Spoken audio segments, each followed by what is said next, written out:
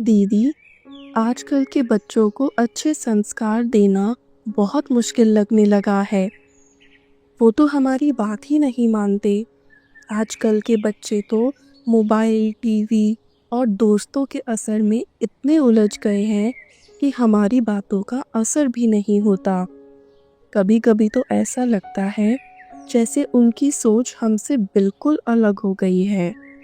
क्या करें कि उनमें अच्छे संस्कार आ जाएं?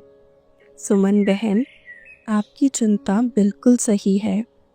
आज के समय में जब चारों तरफ अशांति, भाग-दौड़ और बाहरी प्रभाव है, तब बच्चों को सही दिशा देना एक बड़ी जिम्मेदारी बन जाती है।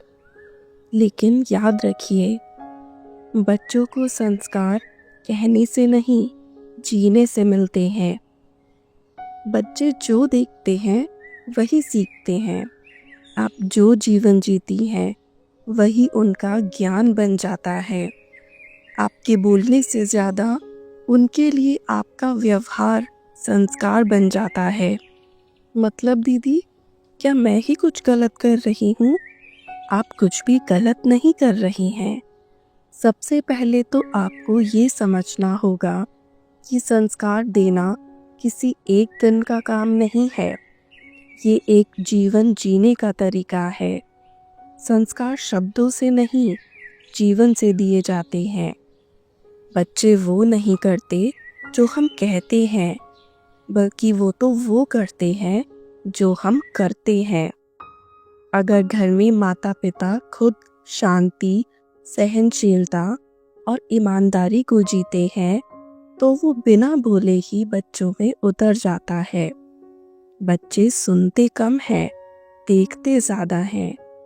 जो वो हर रोज़ अपने माँ-बाप के जीवन में देखते हैं, वही उनके अंदर संस्कार के रूप में बस जाता है। लेकिन दीदी, जब बच्चा गुस्सा करता है, सुनता ही नहीं या जिद करता है, तब कैसे शांत रहकर समझाएं? बिल्कुल सही प्रश्न है। याद रखो, हर समय बच्चा नहीं, पहले हमें अपने मन को शांत करना होता है। जब आपका मन शांत होगा, तभी आपका वचन संस्कार बनेगा। अगर आप गुस्से में कुछ कहेंगी, तो वो बात उनके मन तक नहीं जाएगी, सिर्फ कान तक रह जाएगी। जब आप उनसे बातें करें, तो उनके मन की भावना को समझना बहुत ज़रूरी है।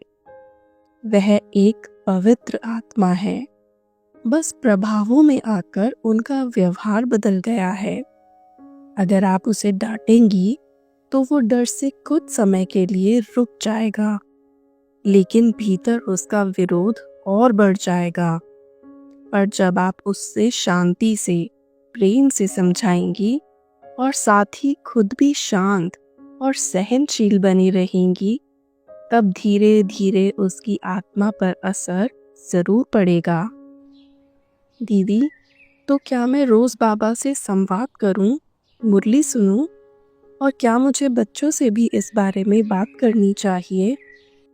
हाँ बहन, लेकिन बात समय के अनुसार होनी चाहिए। बच्चों पर ज्ञान का बोझ नहीं डालना।